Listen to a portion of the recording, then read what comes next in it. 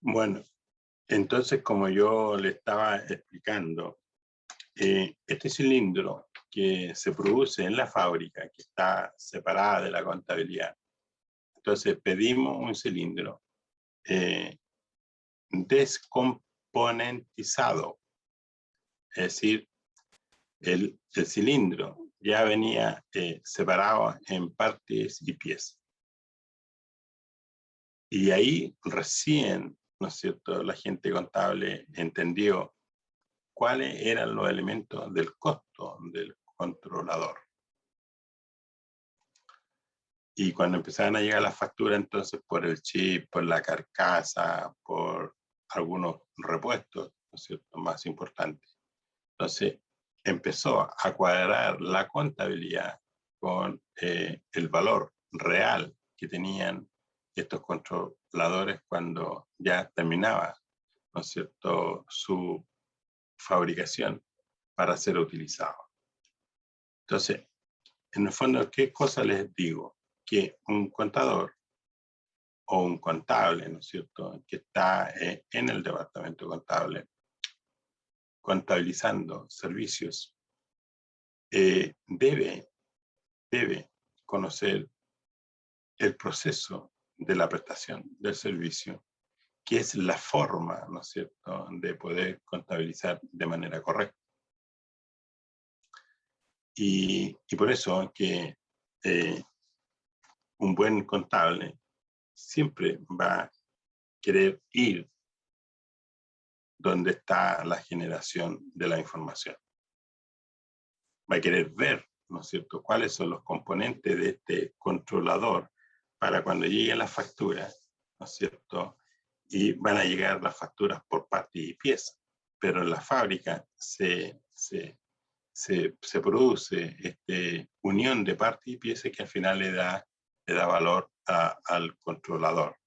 Bueno, ese es el costo al inicio de un bien, digamos, en este caso. Y ahí entonces eso lo logramos, ¿no es cierto?, con muchísimas horas de capacitación, una y otra vez con los documentos en las manos y con el cilindro, ¿no es cierto?, separado con parte y pieza, de tal manera que el contador viera el proveedor, porque nosotros le comprábamos a 2 o 3 proveedores los productos, para después hacer el ensamblaje, ¿no es cierto?, y llegar a un producto que esté disponible para su uso. Y mejoró profundamente, mejoró muchísimo, ¿no es cierto?, el registro contable en cuanto a todos estos elementos del costo de este producto. Así se logró eficiencia contable. Entonces, hay que ver, ¿no es cierto? No solo se trata de la factura y contratos. Los contratos en leasing también era otro tema. El contrato en leasing, había muchos contratos en leasing. Había mucho factoring. Entonces, el factoring, la metodología, lo mismo. La metodología es que te anticipa un dinero, te cobra al inicio un gasto por administración, te cobra los intereses y después se queda con una porción por cobrar. Y esa porción por cobrar, a veces, como los montos son pequeños, a veces el analista contable lo pasaba por alto y no había que hacer eso, porque como eran muchas facturas, muchas porciones hacen un monto alto por cobrar. Entonces se descubrió en esa mejora del departamento contable de que habían cuentas por cobrar que nunca habían sido cobradas en esa porción, aun cuando el proveedor ya había pagado la factura, el factoring se había pagado su cuenta y nosotros habíamos dado de baja, ¿no es cierto?, la cuenta por cobrar. Sin embargo, quedaban porciones muy pequeñas, pero había que cobrarla porque la suma total era muchísimos millones. Y además el tiempo que había transcurrido, más de un periodo sin cobrar, da la sensación desde el punto de vista de de la empresa que no es recuperable. Sin embargo, ni siquiera se había hecho el cobro. ¿Cómo me lo van a pagar si yo no lo cobro? Y no cobraban porque no tenían el detalle de cada factura. Entonces, el auxiliar, ustedes saben, ingresan con Root, ¿no es cierto? También estaba en la plataforma, en el software contable, el auxiliar, un cliente, o, ¿no es cierto?, un cliente tenía en algunos casos más de un auxiliar, cuando en realidad lo que tenía que tener es un solo auxiliar para un cliente, un solo auxiliar para un proveedor, de acuerdo a la factura. Bueno, esas cosas son de detalle, son de abandono del profesional. No, después lo arreglo. No, es que no, hoy me tocó otra factura. No sé por qué, esta mañana me tocaron puras facturas que no están registradas como cliente. Hay que ingresarla. Entonces, como es una lata ingresarlo, entonces el root, el domicilio, el nombre de la empresa, etcétera, para recién después contabilizar. Entonces la gente lo ingresa a una partida donde queda ahí finalmente. Entonces, mejoró muchísimo a través de la muestra, ¿no es cierto?, de cómo está compuesto el activo, y también mejoró muchísimo el ingreso de información al sistema. Entonces, ya el gerente podía entonces obtener estado financiero y conversar con su gerencia y el directorio de otra manera. Eso. Y eso pasa mucho en el mundo privado. Bueno, en el sector municipal, yo también creo que no es muy diferente, porque al final la contabilidad es la misma, ¿no? ¿Ya? Entonces, y esto pasa por el capital humano.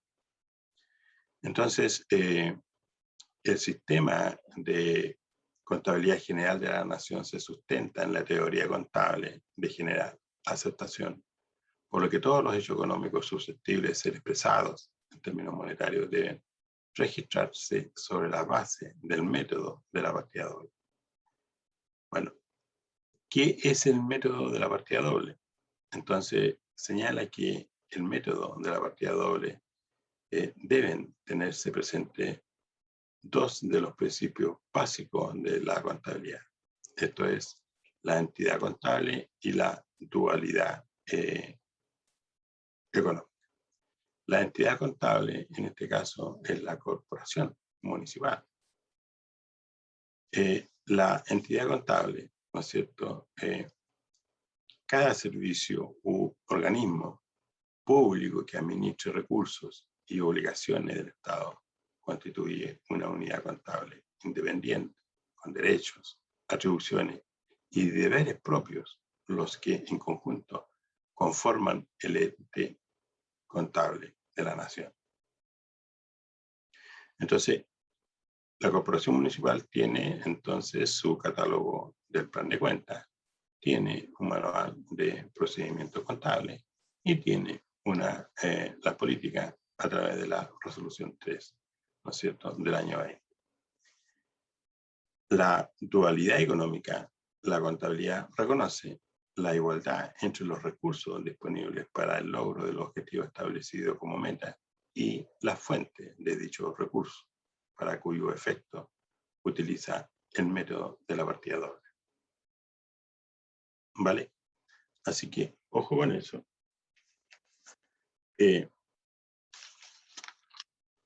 Después les voy a hablar, ¿no es cierto?, de una información que ayer salió en el Mercurio con respecto al presupuesto, donde se señala aquellas partidas que disminuirán, ¿no es cierto?, producto de esta política de fiel cumplimiento, ¿no es cierto?, de las relaciones comprometidas en el mundo, de austeridad en el presupuesto de la nación. Entonces, hay partidas que van a ser reducidas, y bueno, el 2022 para las municipalidades, podríamos considerar esos ajustes, ¿no es cierto?, de acuerdo a la entidad.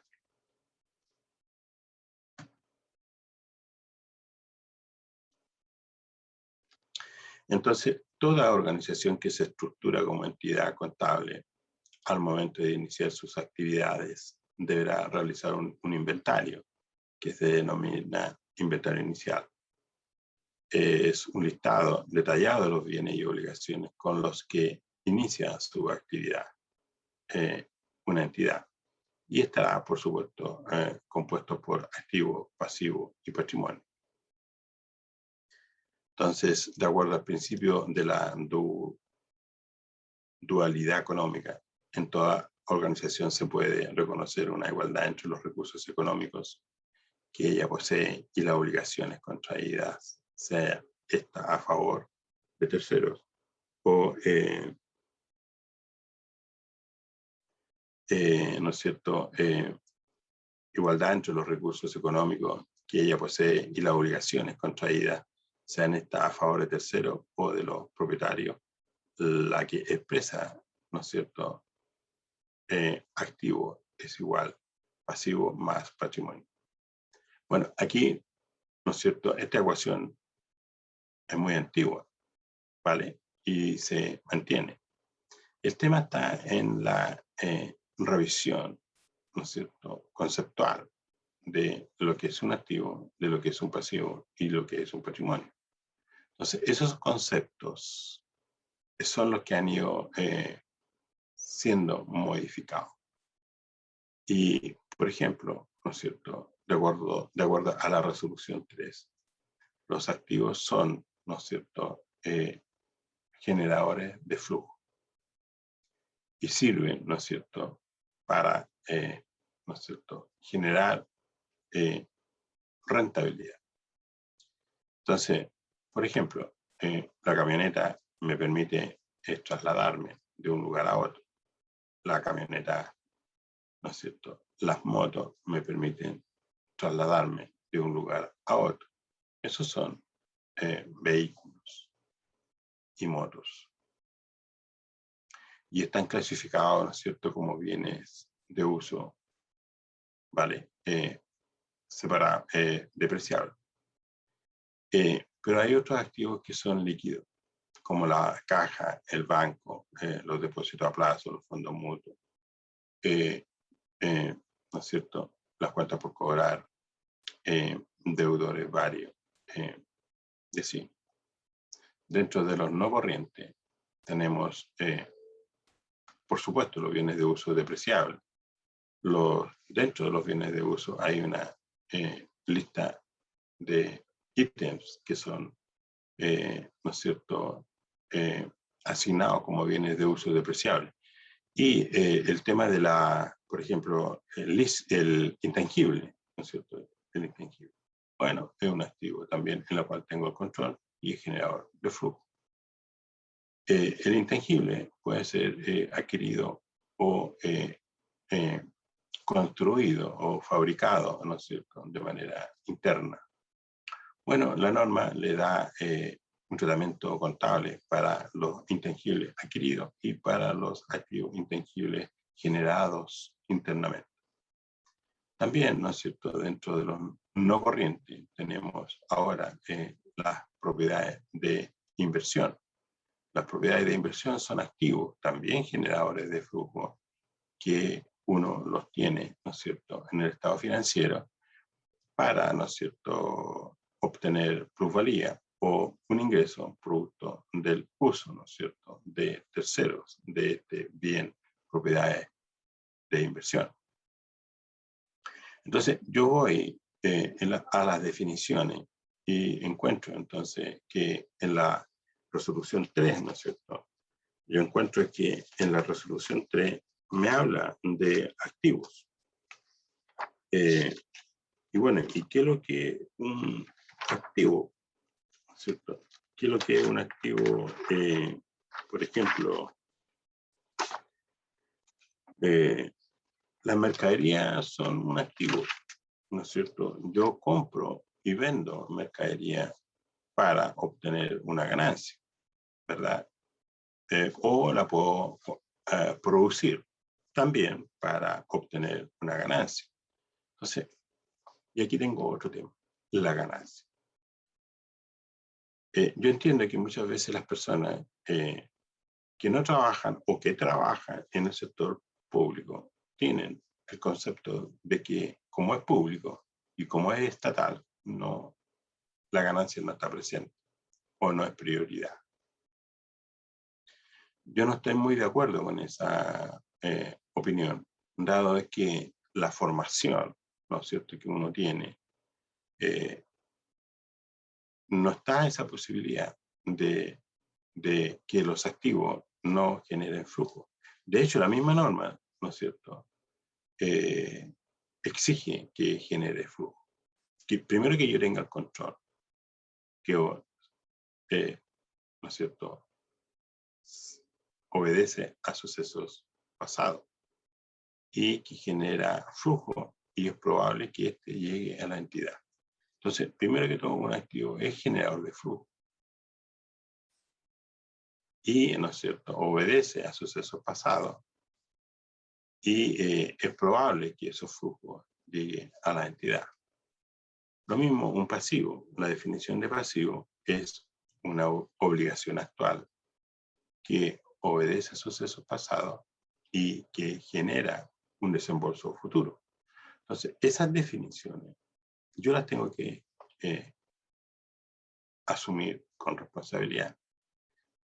La norma habla de que los activos corrientes serán, ¿no es cierto?, recuperados dentro de los 12 meses siguientes.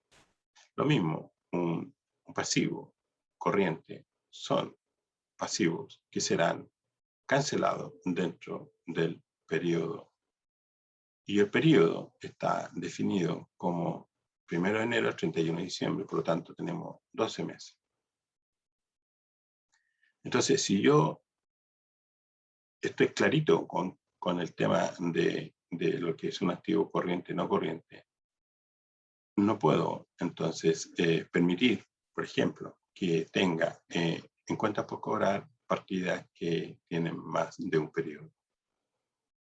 O usted lo reclasifica como un activo de largo plazo. Lo mismo para un pasivo. No puedo tener pasivo que no voy a cancelar por diferentes razones, pero entonces lo tengo que reclasificar como un pasivo de largo plazo. Y si no lo voy a pagar por diferentes razones, entonces tengo que darlo de baja en el activo corriente o en el pasivo corriente. Entonces, las definiciones son importantes en el cumplimiento, desde el gestor de elaboración de la preparación para la presentación de los estados financieros. La norma no me lo permite tener cuentas por cobrar que estén más de 12 meses, ¿no es cierto?, cobrable. El resto tengo o lo reclasifico o lo doy de baja. Entonces, ahí ustedes tienen un gran problema, porque yo sé, ¿no es cierto?, que ustedes tienen cuentas por cobrar y pasivos por pagar más allá de un periodo. O reclasifican o dan de baja el pasivo o el activo. Y ahí vamos por el fiel cumplimiento de la normativa. En este caso, la resolución 3 del año 20. Ya. Entonces, por ejemplo, este es un ejemplo, mire. Las existencias, esto está en la página 45. Las existencias son, ¿no es cierto?, son activos. Primero que todo dice son activos en la forma de materiales o suministros para ser consumidos en el proceso de producción. En la forma de materiales o suministros para ser consumido o distribuido en la prestación de servicios. Luego dice, conservados para su venta o distribución a tercero, sin contraprestación o por una contraprestación insignificante en el curso ordinario de las operaciones. El curso ordinario de las operaciones es un periodo, son 12 meses. Luego, en el proceso de producción para su venta o distribución. Entonces, eso es lo que yo tengo que dominar para, ¿no es cierto?, cuando termine el balance, si cumple el activo corriente, cumple la definición. Después, ¿no es cierto?, en la valoración inicial, me dice, las existencias se valorizarán a su costo de adquisición o el costo de producción en el momento del reconocimiento. Después, en la misma página 45, en el párrafo 6, me dice, el costo de la existencia comprende todos los desembolsos derivados de su adquisición, conversión y otros costos en lo que se haya incurrido para darle su condición y ubicación actual. Después en el párrafo 7 me dice, el costo de adquisición comprende el precio de compra, incluyendo los impuestos de importación y otros aranceles que no sean recuperables, los transportes, el almacenamiento y otros costos directamente atribuibles a la adquisición de las mercaderías, materiales y suministros. Luego, los descuentos comerciales, las rebajas y otras partidas similares se deducen para determinar el costo de adquisición. Entonces, la propia resolución 3 me va dando esos conceptos y son los que yo tengo que conocer para efectos de contabilizar de manera correcta. Recuerden ese cilindro que mientras no haya sido presentado, no haya en parte y pieza al contador, era muy difícil identificar el costo real de un ensamble de un cilindro. A eso había que agregarle la mano de obra, ¿cierto? Y otros costos indirectos, como por ejemplo la luz, ¿no es cierto?, la energía que se consume en esto. Y otros costos como la depreciación de las máquinas que hacían ensamblar de manera eficiente este cilindro. Entonces, si yo no abro, no descomponer el cilindro, los contables nunca hubieran podido lograr llegar al 100% de eficiencia en la composición del costo del cilindro. Entonces, una vez que está el cilindro terminado, ese es el costo inicial de un cilindro. A eso usted le agrega la mano de obra y otros costos indirectos de fabricación del cilindro. Entonces, ver para creer. Acá es lo mismo. Acá es lo mismo. Si usted tiene una municipalidad que produce un producto y lo vende, usted tiene que ir a la fábrica a mirar cuáles son los elementos del costo de ese producto para poder justamente determinar el costo al inicio de manera eficiente. Por supuesto que después cuando se enajena el producto, usted tiene que reconocer una cuenta por cobrar contra ingresos y reconocer el costo de venta contra la mercadería vendida. Entonces, de esa forma uno logra manejarse eficientemente con todo lo que significa el manejo de la información, de un elemento del estado de situación. Vean ustedes, por ejemplo, casos reales, y en esto quiero ser bien responsable con ustedes, en el sentido de que cuando yo les cito el texto, la página y el párrafo, lo que yo estoy haciendo es invitarlos a que ustedes hagan lo mismo y cambie su hábitat o su hábito de trabajar en contabilidad.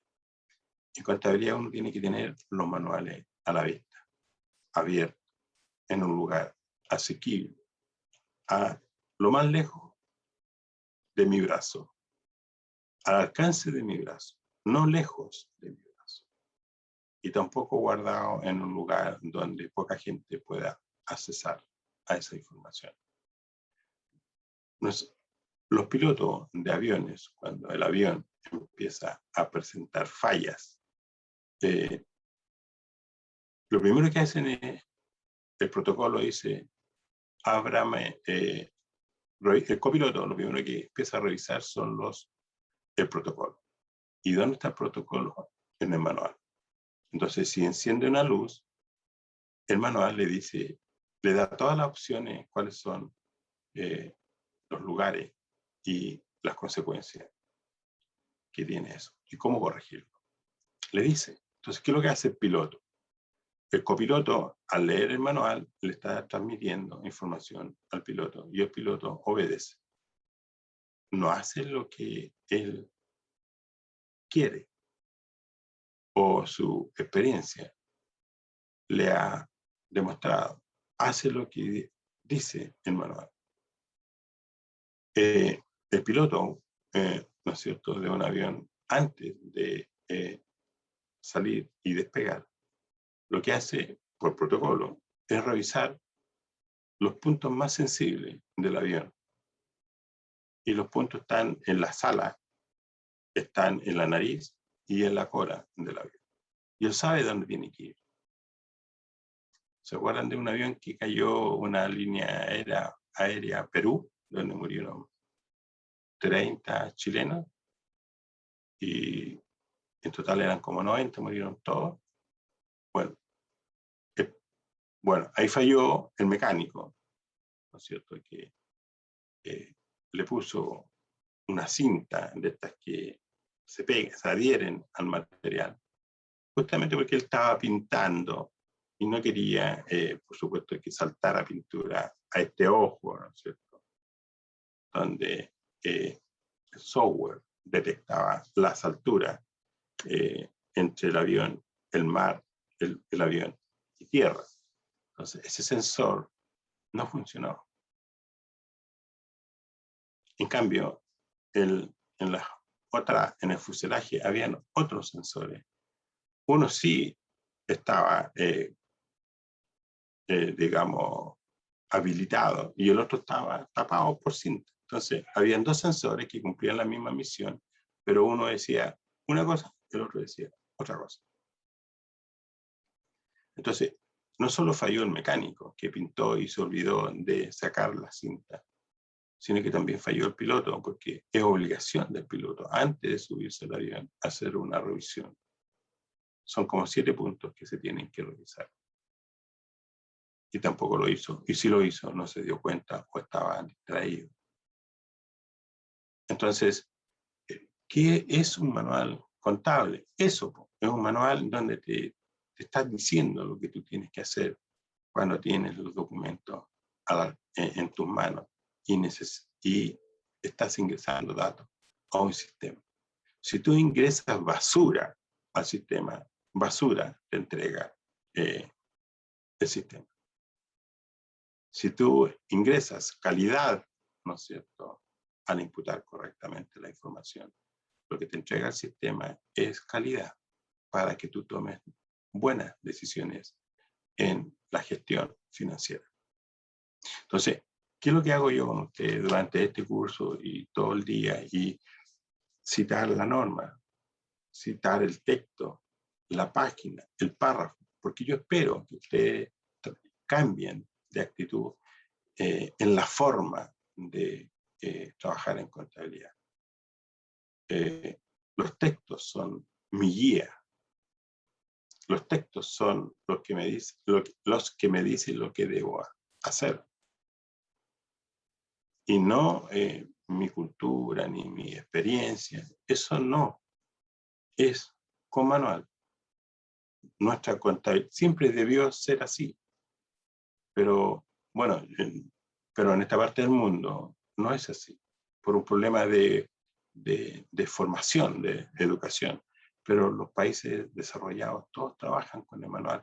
Yo he hecho clases aquí en Chile a entidades que tienen su matriz japonesa, por ejemplo, y tú ves una tremenda diferencia en función al capital humano.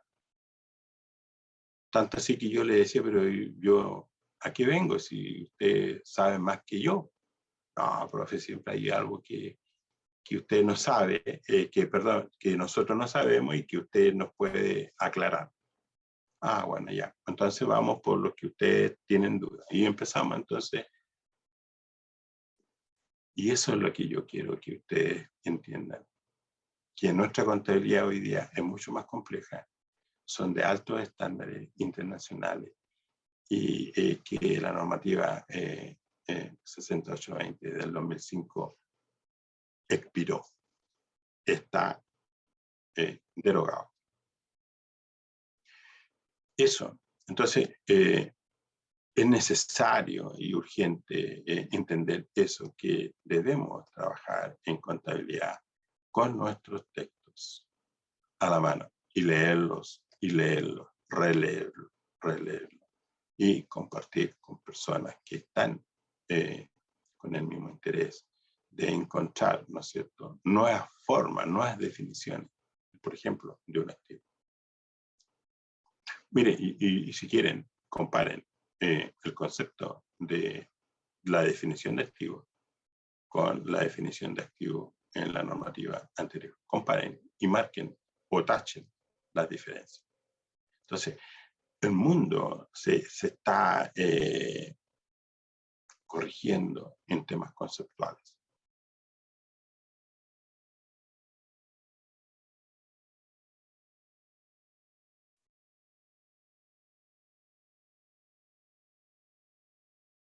El mundo está corrigiendo en temas conceptuales, no solo en temas contables, sino que también, ustedes han visto, Chile ha tenido cambios importantes en lo penal, el Código Penal, el Código Civil, el Código Tributario, si ustedes quieren, la propia reforma tributaria, ahora la reforma laboral, lo medioambiental, que era un tema absolutamente desconocido, harán 30 años atrás, nadie hablaba del cambio climático y toda esta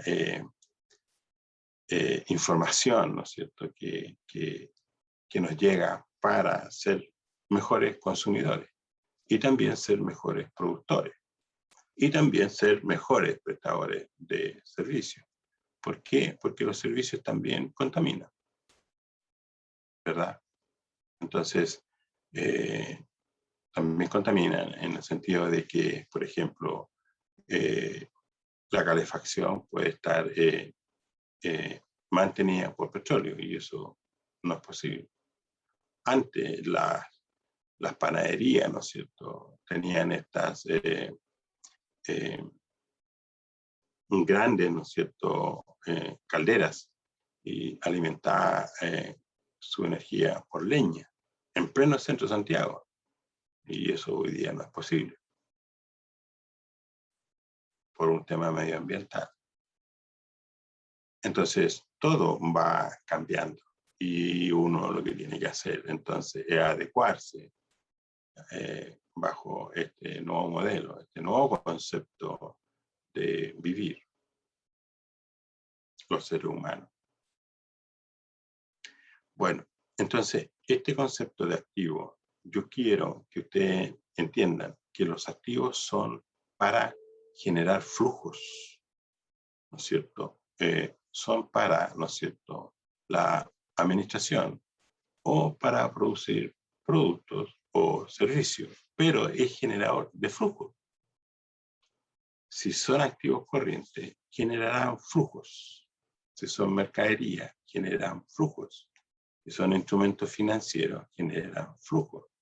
Y si son obras en construcción, son obras en construcción donde hay flujos que se desembolsa y que uno espera en algún momento recuperar esos flujos con una ganancia.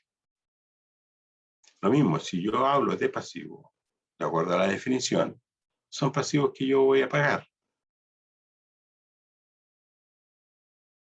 Si usted no cumple el pasivo esa característica, entonces no es un pasivo. Lo tiene que reclasificar o lo tiene que dar de baja. Entonces, ¿y qué es el patrimonio entonces? Bueno, la diferencia entre los activos menos los pasivos.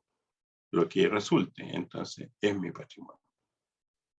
Entonces, ¿y qué indica mi patrimonio? Bueno, y ahí entonces los analistas van a decir, bueno, veamos la relación, ¿no es cierto?, de los activos no monetarios con respecto al patrimonio. ¿Qué proporción tiene? Y ese es un indicador, ¿no es cierto?, que el patrimonio está en los activos no corrientes y la generación de flujo de los activos no corrientes es de cierta rentabilidad.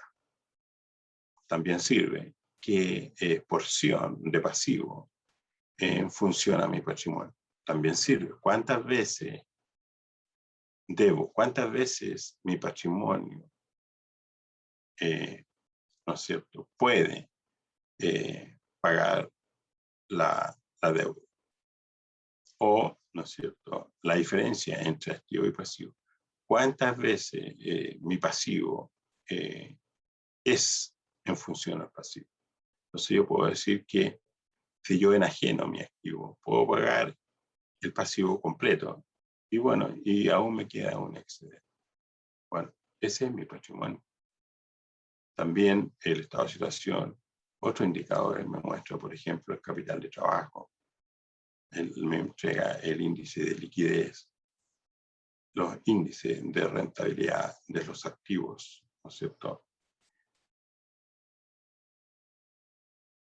Y mis pasivos representan, ¿no es cierto?, la deuda que yo he asumido, he tomado, ¿no es cierto?, para cubrir ciertas necesidades de pago.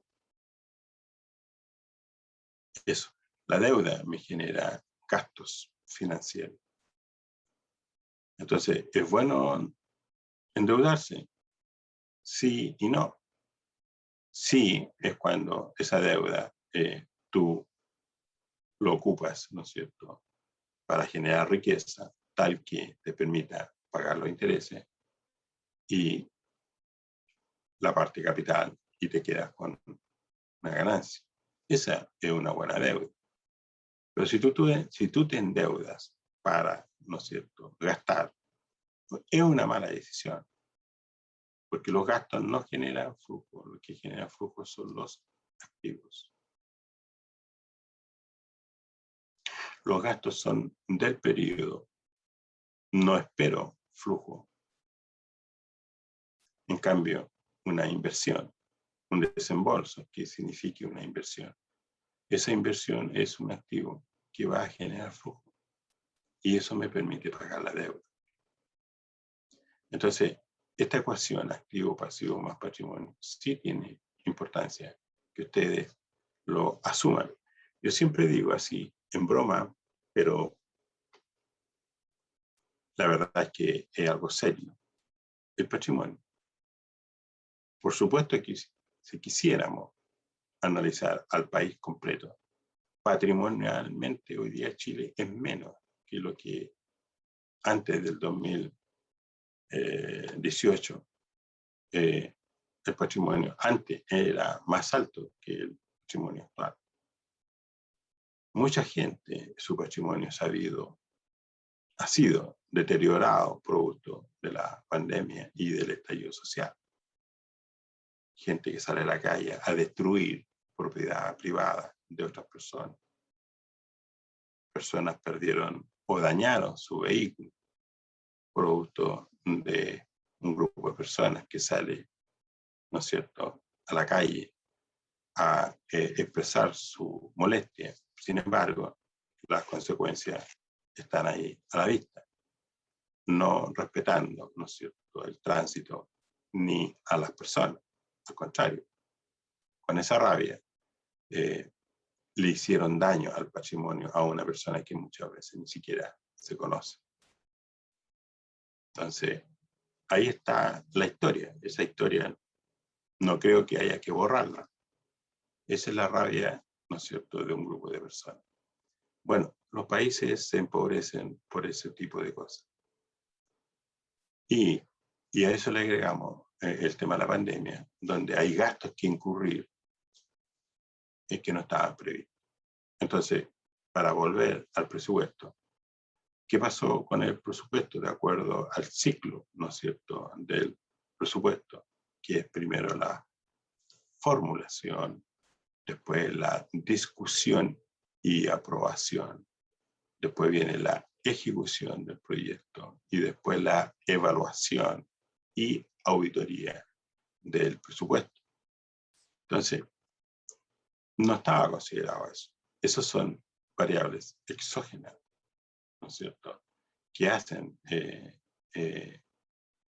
tener que reacomodar el presupuesto y priorizar. Ya llevamos 1 año y medio con este tema, vamos a ir para los 2 años. Y sigue el Estado comprando vacunas y desembolsando dinero en efectivo para aquellas personas que están, ¿no es cierto?, o fueron dañadas con este tema de la pandemia. Entonces, esos recursos son limitados, no son infinitos. Entonces, en consecuencia, cuando usted le inyecta liquidez al mercado sin haber producido la riqueza, entonces, ¿qué es lo que sucede? Se genera esta demanda, ¿no es cierto?, por automóviles, por productos y servicios, etc. El mismo tema de la vivienda. Justo lo que me faltaba para el pie de la vivienda, entonces adquiero mi vivienda. Y eso, mucha gente no gastó ni un solo peso, simplemente sacó el dinero y lo puso en su APB o lo puso en la cuenta 2, y ahí está. O llevó su dinero, tomó un depósito a plazo, un fondo mutuo, o compró acciones. Pero otras personas, ustedes saben, otras personas no le da para comprar acciones y simplemente sus propias necesidades, al tener este dinero, la persona hace libremente lo que tiene que hacer, que es, ¿no es cierto?, asegurarse, por ejemplo, la comida, el vestuario, etc. Pero nada es suficiente, porque ustedes han visto cómo las personas arrastran deudas de luz, de agua, de gas. ¿Por qué? Porque hay una ley transitoria que permitía suspender el cobro o el corte de la luz. Pero nadie les dijo, oiga, esto lo va a tener que pagar después. Entonces la deuda está ahí. Y lo mismo pasa, ¿no es cierto?, con el tema de los arrendamientos, ¿no es cierto?, habitacionales, donde personas con esfuerzo lograron comprar, sobre todo los adultos mayores, lograron tener una segunda o una tercera vivienda. Entonces hoy día tenían su pensión más ingresos por esos arriendos, y hoy día solo tienen, ¿no es cierto?, ingresos por su pensión. ¿Por qué? Porque no pueden ejercer, ¿no es cierto?, el derecho a cobro o desalojo del departamento, de la casa, de los arrendatarios. Entonces, desde el mismo Congreso se legisla, ¿no es cierto?, para un sector, pero no hay magia en esto. Tú legislas favorablemente para un sector, perjudicando otro sector.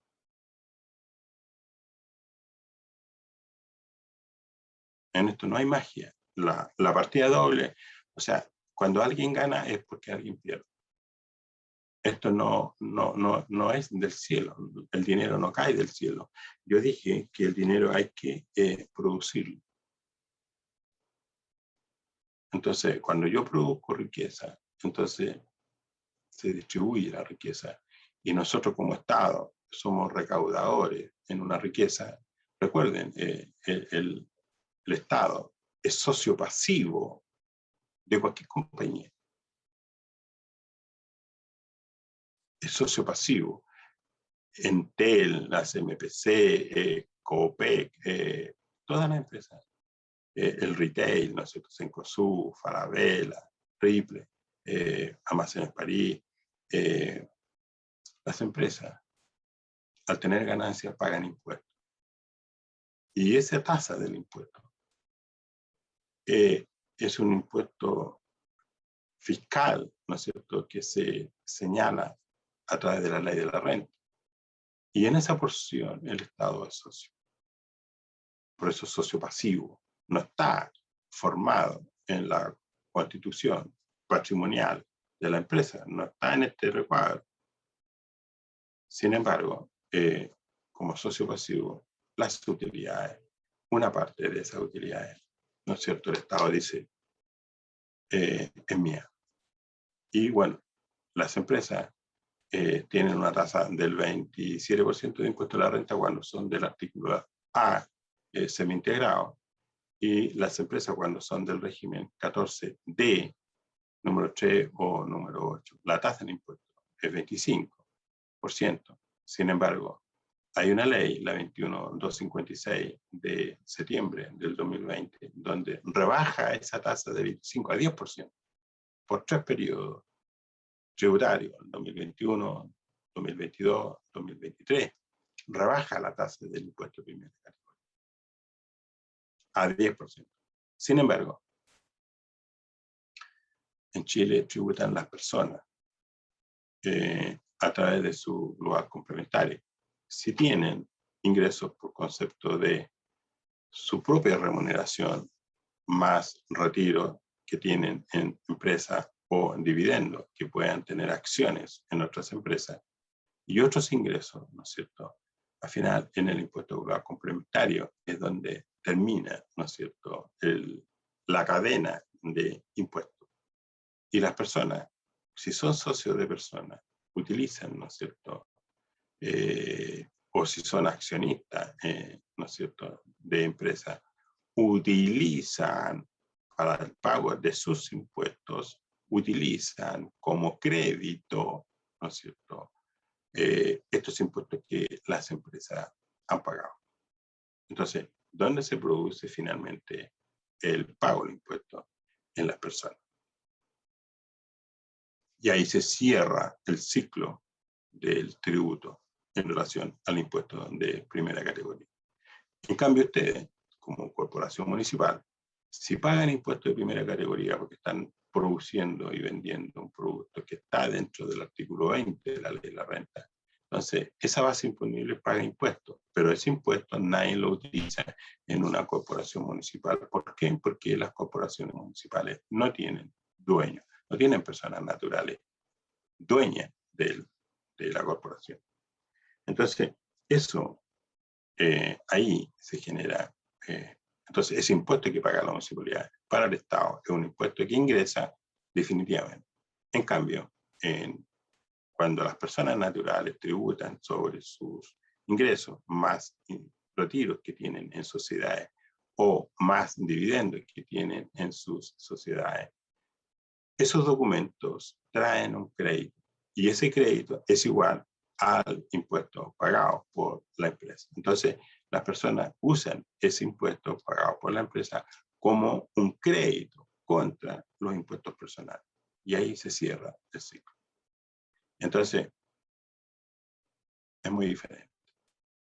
Y así, entonces, es como el patrimonio, ¿no es cierto? El Estado, en esta ganancia, por ejemplo, ustedes han visto, los bancos han logrado una utilidad sorprendente, más allá de lo esperado.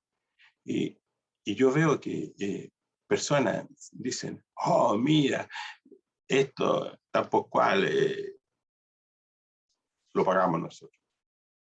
La verdad es que eso no es así. La pandemia ha permitido que los servicios financieros, uno iba al banco y toda una tremenda infraestructura, ¿no es cierto? Y bonito y elegante, pero eso es caro mantener esa infraestructura. Entonces, muchos bancos cerraron sucursales y no van a abrir más sucursales, porque la tecnología ha quedado demostrado que el ejecutivo puede trabajar desde su casa sin ningún problema. No necesito facilitarle una cantidad de metros cuadrados para que él esté ahí todo el día. No, el método cambió. El método de la prestación laboral cambió. Y probablemente en la municipalidad va a pasar lo mismo. Hay muchas pegas que se pueden hacer desde la casa. Y la persona no tiene por qué estar en el mismo sector donde está la municipalidad. Ni siquiera en la misma región.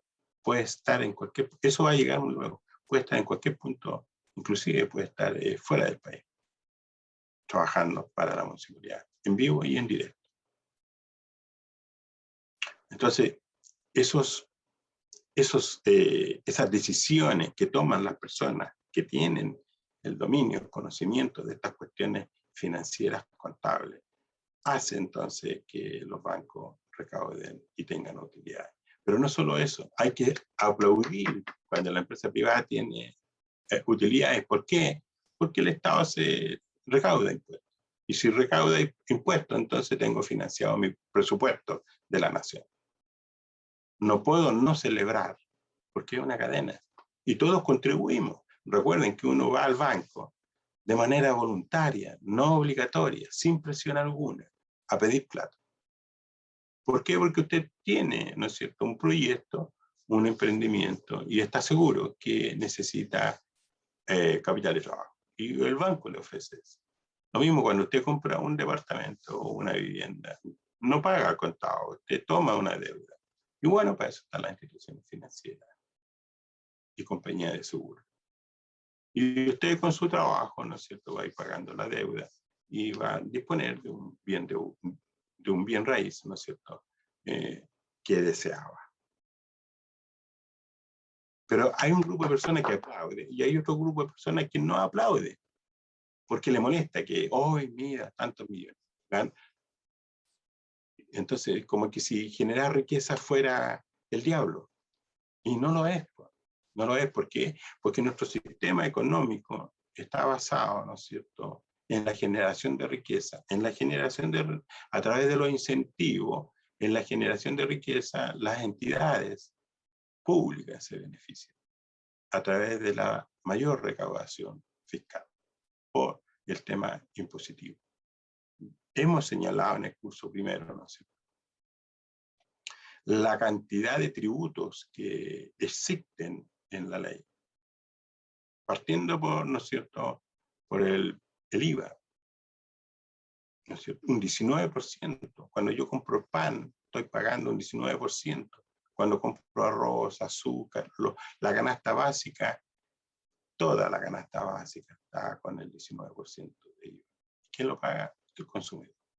Todos, desde el más pobre al más rico. Entonces, el IVA es una variable, es un factor de recaudación de impuestos. Para que esto sea dinámico, el efecto multiplicador de la economía hace que las transacciones sean aceleradas. Entonces, se paga, por ejemplo, en el tema del automóvil, el permiso de circulación. Ellos van a consumir combustible, el impuesto específico al combustible. Ellos van a pagar IVA en la compra de los automóviles. Van a comprar, ¿no es cierto?, van a pagar revisiones técnicas cada cierto tiempo por sus vehículos. Van a pagar peaje por el uso de las carreteras. Y así. Y eso es el mercado.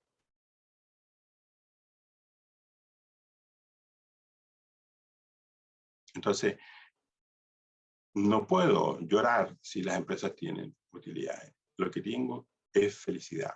¿Por qué? Porque el presupuesto está financiado. El problema es cuando no produce, no hay utilidades, y si no hay utilidades, no hay recaudación de impuestos. Si las personas no tienen poder adquisitivo, no hay consumo, y si no hay consumo, no hay recaudación por IVA, el impuesto al valor agregado. No hay ingresos por el consumo, ¿no es cierto?, de alcohol. Yo consumo alcohol, pago impuestos. Compro cigarrillo, pago impuestos.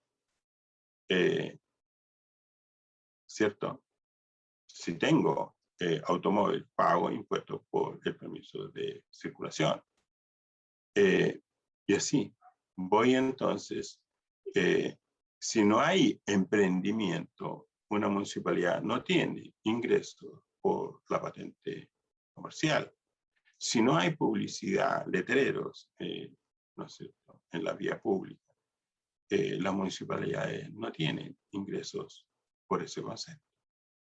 Si la economía no se mueve, no hay ingresos por pasaporte, por renovación de la licencia de conducir, no hay recaudación de impuestos por la renovación del carnet de identidad.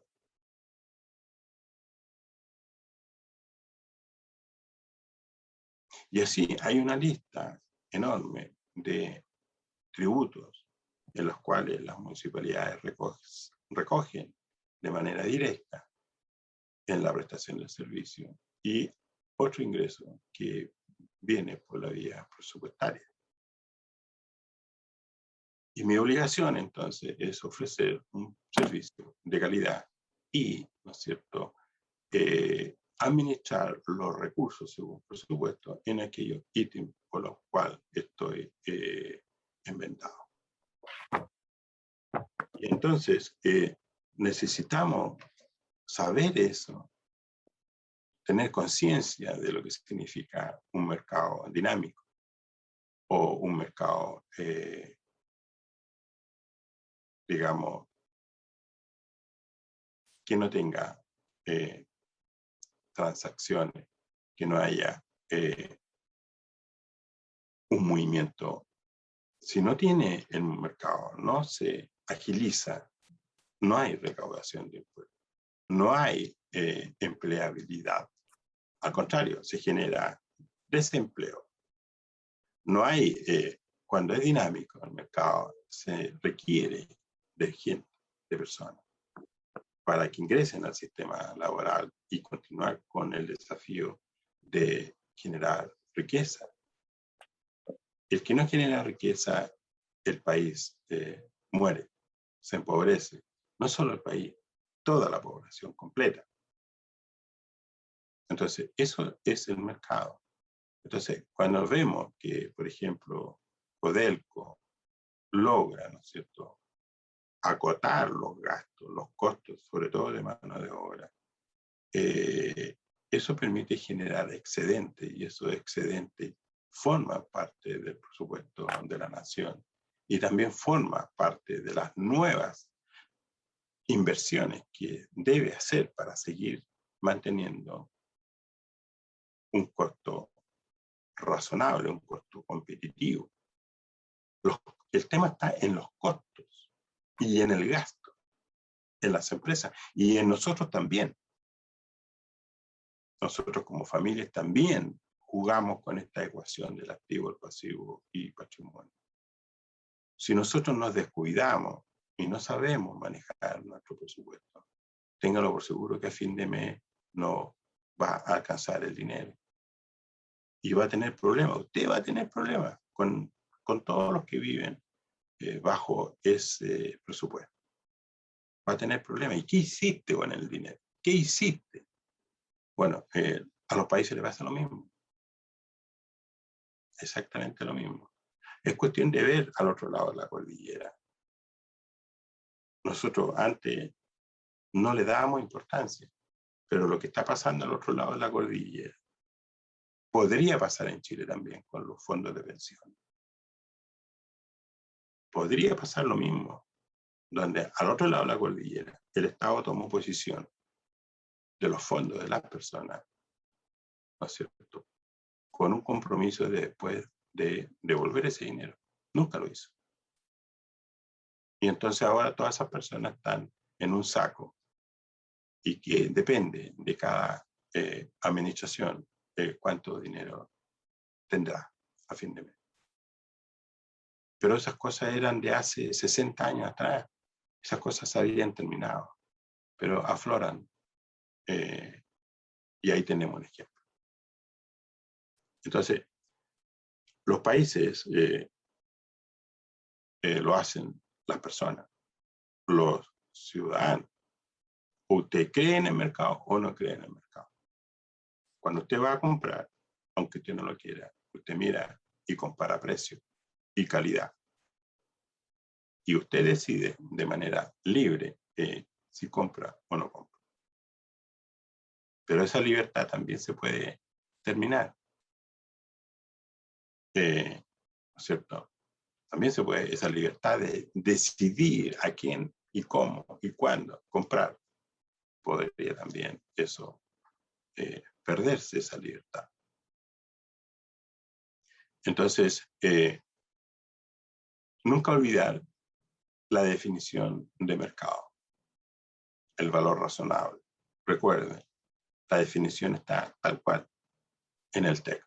Dice sin presión alguna, de forma libre, ambos informados en hacer una transacción.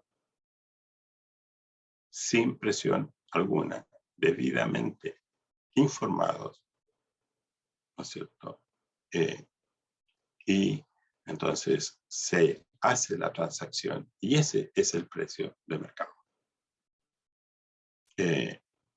Por lo tanto, yo los invito a pegar aquí en la frente, ¿no es cierto? Tener esta ecuación, activo, pasivo y patrimonio. El activo, según la NISP, es un generador de flujo. El patrimonio es el activo neto, es decir, total del activo menos el total del pasivo. Esas diferencias son activos netos. Esos activos son generadores de flujo, ¿no es cierto? Y en la medida que lo genere, mi patrimonio va a estar salvado. Si yo no genero, mi patrimonio disminuye y podría desaparecer. Muchas familias han perdido todo o casi todo. Perdieron su negocio, perdieron su patrimonio. Ahora deben plata y se acogen entonces a esta ley de insolvencia, que antes era la ley de quiebra, ahora es ley de insolvencia. Y se acogen a esa ley para, ¿no es cierto?, liquidar todos los activos y partir, si es que tienen ganas de partir, otra vez con un nuevo emprendimiento.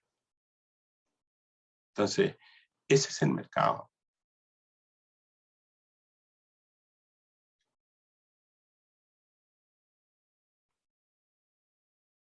Fíjense ustedes que yo conozco un caso de un matrimonio que se fue a España, un matrimonio amigo, se fueron a España, producto de lo que está ocurriendo. Y yo le decía, pero no, te entiendo. Un hijo, otro que venía en camino, los dos profesionales. Al final, bueno, uno renuncia teniendo 15 años en el mundo laboral y él estaba dispuesto a perder todo, renunció. Y la mujer, otros años más también en otra empresa, ella es publicista. Y también, bueno, se pusieron de acuerdo, renunciemos y nos vamos, vendemos la casa y todo lo que haya que vender y partimos de cero, vámonos acá. Se fueron. Pero la mujer, cuando va donde su empleador y le cuenta la historia, nos vamos por esto, otro, el gerente le dice, pero no tienes por qué renunciar, puedes trabajar desde allá. Y bueno, les cambió la cara porque los dos iban a llegar a España sin nada, salvo los ahorros de la venta de la vivienda. Y con eso tenían una estimación de cuánto podían vivir sin emplearse. Entonces, les cambió, por supuesto, la motivación. Ella feliz con su empleador que le dé la oportunidad desde España trabajar. Entonces, hoy día la tecnología, yo le insisto, muchas empresas hoy día están reorganizando, ¿no es cierto?, la forma de laborar. Entonces, muchas cosas que tenían valor hoy día no lo van a tener. Por ejemplo, las oficinas. Hay una cantidad de oficinas disponibles que es difícil, va a pasar mucho tiempo para que se arriende todo. Entonces, lo que sigue siendo siempre escaso son, por ejemplo, los estacionamientos. Entonces, hay cosas que suben y otras cosas que bajan de valor. Bueno, entonces, la contabilidad gubernamental, donde entonces tenemos que estos activos, ¿no es cierto?, son recursos y los pasivos son obligaciones con terceros, más el patrimonio. Entonces, tengo ahí la ecuación perfecta. Yo insisto, señores, y por qué quiero insistir en el tema de los pasivos, porque a veces las personas creen que son activos y en realidad no lo son.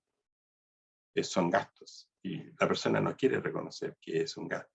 Por ejemplo, supongamos que usted tiene, ¿no es cierto?, en la oficina 5 computadores.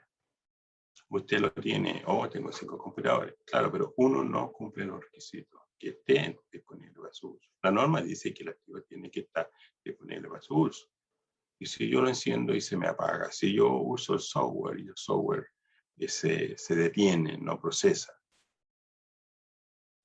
son señales de deterioro. Entonces no está disponible para su uso. Entonces no es un activo para ser utilizado. Bueno, eso pasa muchísimo en las empresas y en la vida de las personas. Sobre todo cuando tú tienes una segunda vivienda en la costa, por ejemplo, un departamento. Entonces tú al principio viajas a tu departamento, segunda vivienda. Perfecto. Tienes una deuda hipotecaria, tienes que pagar los gastos comunes, tienes que pagar la luz, el agua, tienes que pagar las contribuciones y otras cosas más. Son gastos, todos son gastos. Entonces tú sumas en 365 días cuántos días lo utilizaste. Y descubre, ¿no es cierto?, que prácticamente ocupas un tercio. Y bueno, ¿y qué pasó con los 2 tercios? No, bueno, que cada vez ya como que el entusiasmo se me terminó y ahora tengo que inventar algo para ir a darme una vuelta. Y eso es, nosotros somos como muy, como se llama eso, de conductas inesperadas. Hacemos algo sin estar convencidos de lo que estamos haciendo. Entonces tú compraste un bien raíz. Bueno, si no lo ocupas los 2 tercios, lo lógico, de acuerdo a lo que estamos estudiando, es que tú lo arriendes y puedas tener ingresos para justamente pagar esos gastos que yo te estoy señalando. Y si queda, te puede permitir pagar una parte de la deuda hipotecaria. Entonces, ahí afloran mitos, ¿no es cierto?, paradigmas, ¿no es cierto?, afloran estos prejuicios también, ¿no es cierto?, de, oye, pero ¿cómo lo vamos a arrendar? ¿Qué va a decir la gente? Yo quiero mi refrigerador, mi cama, mi baño, y puras cuestiones que aparecen para no arrendar el inmueble. Pero no es lo mismo cuando uno va a un hotel, cuando uno va de viaje y contrata un servicio de hotelería. No es lo mismo el baño, la cama, el comedor. No es lo mismo que otras personas lo utilizaron. Es lo mismo. Entonces, uno debe usar los activos que dispone de la mejor manera posible. Si no, eso se llama pérdida. Aunque usted crea que es un activo, en realidad solo es activo una porción. Todo el tercio es activo, el resto es pérdida. Si usted suma la cantidad de dinero que usted paga por tener una segunda vivienda, lo suma en 40 años a un 8%, 5%. Es mucha plata que a usted le hace falta cuando tenga la edad de, ¿no es cierto?, de salirse del sistema laboral. Ahí es donde usted va a necesitar el dinero. O lo va a necesitar cuando surjan estas cosas impensadas, como por ejemplo, ¿no es cierto?, inesperadas, como por ejemplo una separación matrimonial, un divorcio. Ambos se dañan patrimonialmente. Entonces, cuando todo es normal, todo funciona perfecto, pero cuando queremos transparentar los números, no es perfecto. Y eso es lo que señalaba, ¿no es cierto?, este señor, este CEO, ¿no es cierto?, de Book, de esta empresa chilena formada en Chile con chilenos y que luego posicionan su empresa internacionalmente. Entonces, los números dicen otra cosa y son sorprendentes.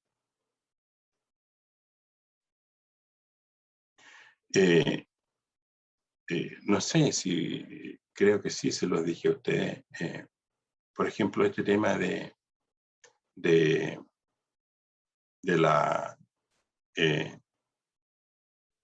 la comisaría virtual, ¿no es cierto? La comisaría virtual. En donde usted saca al principio, ¿no es cierto? ¿Se acuerdan ustedes que sacábamos permiso para ir a comprar al supermercado y nos daban una horita y nosotros colocábamos nuestro domicilio y de aquí a acá y todo eso? Y después otro permiso y así, permiso para esto, permiso para esto otro, para viajar fuera entre regiones, ya ahí estamos, ¿no es cierto?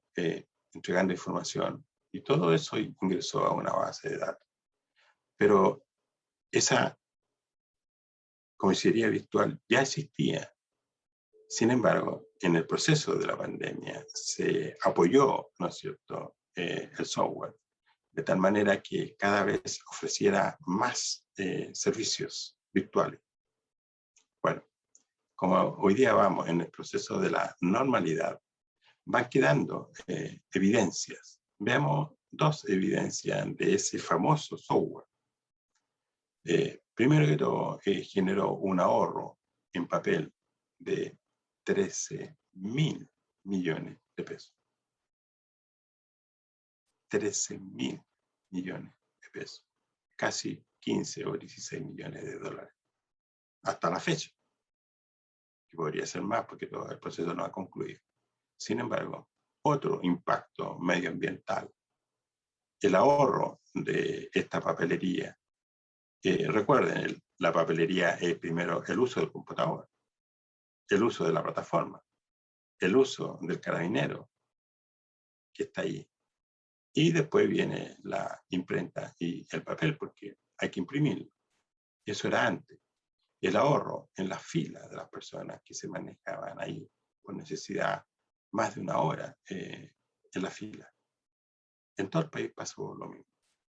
Sin embargo, 13.000 millones de pesos en ahorro.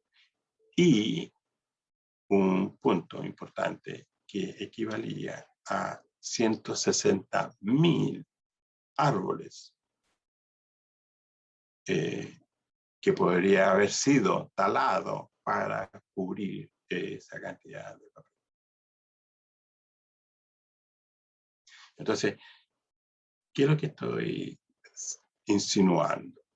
De que las cosas hay que medirlas científicamente. Y no desde la pasión o a través de las pulsaciones de las personas. Dar por sabido ciertas cosas.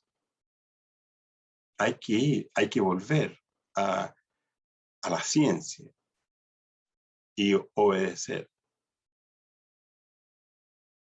Está demostrado entonces ahí científicamente el ahorro. Entonces, lo mismo pasa estos manuales, ¿no es cierto? Si usted aplica correctamente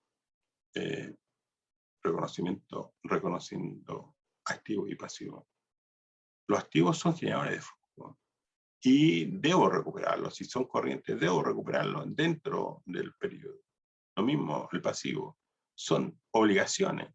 Y si son corrientes, debo pagarlo dentro del periodo. Eso dice la norma. Y yo, como encargado de la finanza, debo hacer cumplir lo que dice la norma, no lo que yo pienso, lo que dice la norma. Eso es lo que se necesita en esta cuestión. Entonces, yo le hablé de esta empresa japonesa. Esos niños, ¿no es cierto?, no tenían ninguna duda de que el manual era lo que deben resolver. El manual es el que dice cómo resolver. El piloto del avión sabe que no tiene ninguna posibilidad. Yo sé que hay excepción a la regla. Hay un caso donde un piloto se sale del manual y él, ¿te acuerdas en el caso de Nueva York? Hay una película sobre eso, donde trabaja Tom Hanks, ¿no es cierto?, como piloto, donde él decide, ¿no es cierto?, contra toda norma, despegar, aterrizar en un lugar donde era río, pero estaba cubierto de nieve. Y bueno, y se salvaron todos. Pero así todo lo llevaron a juicio. Las compañías de seguro lo llevaron a juicio por no haber cumplido el protocolo que estaba escrito en el manual. El copiloto le decía tal y tales cosas. Y el piloto, con su experiencia, dijo, esto no me sirve. Y decide aterrizar en plena ciudad en un río que está, en la época se congelaba y por lo tanto se sabía la capacidad de la resistencia del hielo. Y así todo, ¿no es cierto?, se rompe el hielo y entonces, bueno, ahí la gente tiene que salir como sea, con su salvavidas y salvarse. Buenas tardes, profesor. Hola, José Buenas Antonio, tardes. disculpe que lo interrumpa. Fue una acotación nomás. Es que tengo un alumno acá, que es don Alonso Hernández, que tiene una pregunta en el chat, que me está hablando por WhatsApp. No sé si la puede ver. No sé si es referente a lo que se está hablando ahora. Profesor, usted hace un rato manifestó que el presupuesto del sector público para el 2020 tendría un ajuste hacia la baja. ¿Tiene antecedentes de eso, de esa situación? Bueno, si eso salió publicado en la televisión, en las noticias, y salió informado también en el diario, cerca de un 22% de disminución desde el presupuesto de la Nación. El presupuesto de la Nación se ajusta a, ¿no es cierto?, por un tema de presupuestario, si ya dijimos, ingreso y gasto. Así que vean Mercurio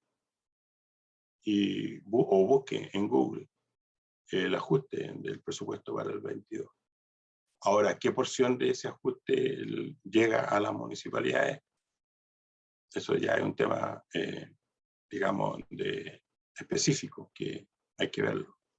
Probablemente, ¿no es cierto?, a través de proyectos presupuestarios. Probablemente hay cosas que ya no se van a hacer, que estaban para hacerlas, no se va a poder hacer. Eso. En todo caso, como tengo el diario, después, entre el reposo, voy a traer el diario para que lo podamos compartir. Bueno, entonces, como yo le decía, ustedes, ¿no es cierto?, aquí hay protocolo y hay seguros de por medio. Entonces, es importante que nosotros podamos cumplir fielmente con la normativa. Ahora, esta igualdad, ¿no es cierto?, que hay patrimonio activo pasivo. Esta igualdad nace inmediatamente con el inicio del giro de la entidad contable y se conserva durante toda su existencia, independiente de los cambios constantes que se producen en los elementos que la integran por efecto de los hechos económicos que la entidad realiza. Fíjense usted que, por ejemplo, la inflación que hace rato está estimada para este año para un 4,7. Ojalá. Pero eso es como el doble. Es el máximo. El Banco Central tiene como objetivo controlar ¿no es cierto?, todo lo que es monetario. Entonces, si la inflación se dispara, usted, municipalidad, el dinero que tenga, va a poder comprar menos. A la municipalidad les pasa lo mismo que a cualquier persona. Si hay inflación, va a poder comprar menos. ¿Por qué? Porque todo está más caro. Las personas van a poder comprar menos. ¿Por qué? Porque el dinero vale menos. Con el mismo dinero, usted va a poder comprar menos. Eso es la inflación. ¿Y quién gana cuando hay inflación? El Estado y las instituciones financieras. Esas son las dos entidades que ganan dinero cuando hay alta inflación. ¿Y quién pierde? Las personas. ¿Quién pierde más? Las personas vulnerables. O, de otra forma, los pobres. Por eso, ¿no es cierto?, que importa muchísimo que el Banco Central actúe a través de la política monetaria, ¿no es cierto?, subiendo la tasa de interés. Al subir la tasa de interés, las personas dejan de consumir y se motivan en ahorrar justamente para ganar esa tasa de interés. Pero ¿quiénes ahorran? Los que tienen exceso de dinero o excedente de dinero, o los que están dispuestos a postergar el uso de bienes y servicios a cambio, entonces, del ahorro. Eso dice las ciencias económicas. Entonces, si yo sé que este año la inflación va a llegar a 4,7, por supuesto que todos los que están endeudados en UF hoy día tienen menos plata libre, porque primero hay que pagar las deudas.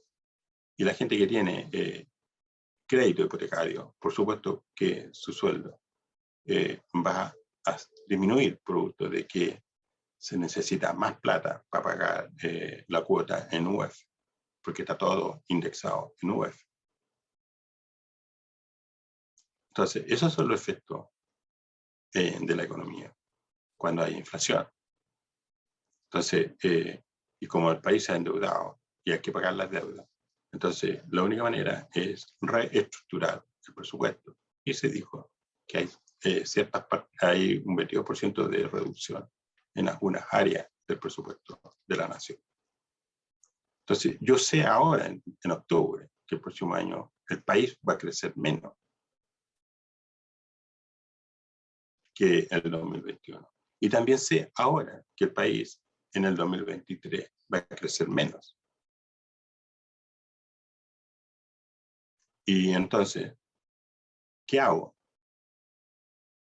Si usted cree en los datos del Banco Central, del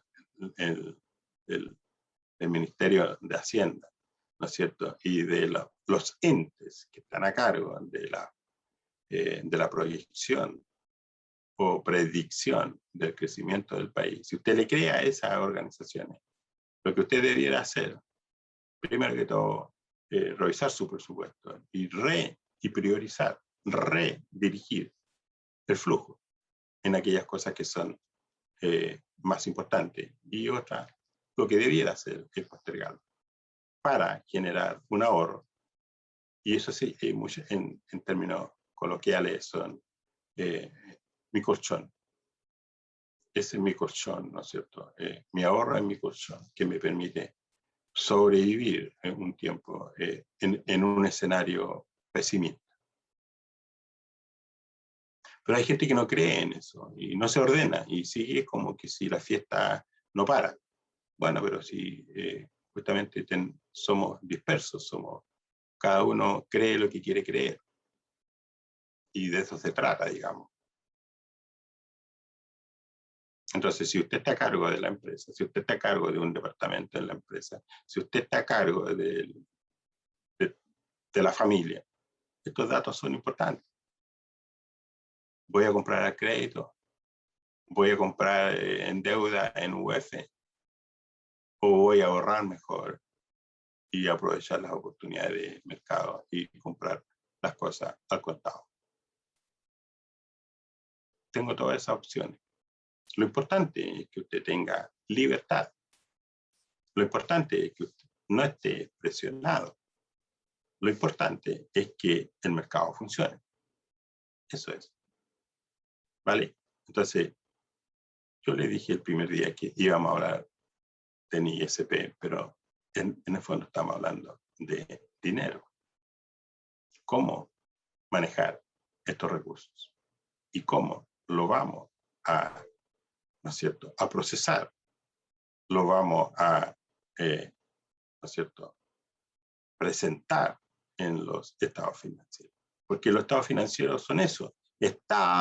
Un estado de situación. El estado de situación representa activo, pasivo, patrimonio. El estado de resultado muestra los ingresos y los gastos. Y si es que hay utilidad o pérdida. Y me da indicadores de rentabilidades sobre mis servicios prestados o productos producidos para vender. O compro productos y vendo productos. Eso me muestra el estado de resultado a través de su análisis horizontal o vertical, donde me presenta las variaciones y relaciones entre ingresos y gastos. El flujo efectivo me muestra otro estado financiero. El flujo efectivo me muestra de dónde viene y quién genera el flujo de dinero a través de sus actividades de operación, de inversión, de financiamiento. Luego tengo un nuevo estado financiero, ¿no es cierto?, patrimonial, ¿no es cierto? Y entonces, bueno, ahí tengo ingreso y gasto. Y el estado de cambio, otro estado financiero, el estado de cambio en el patrimonio neto, muestra, ¿no es cierto?, me muestra no solo el patrimonio, capital patrimonial o el patrimonio inicial de la corporación, sino que además me muestra el estado de resultado acumulado de los periodos desde el nacimiento de la corporación a la fecha. Me muestra, ¿no es cierto?, la utilidad o pérdida del periodo.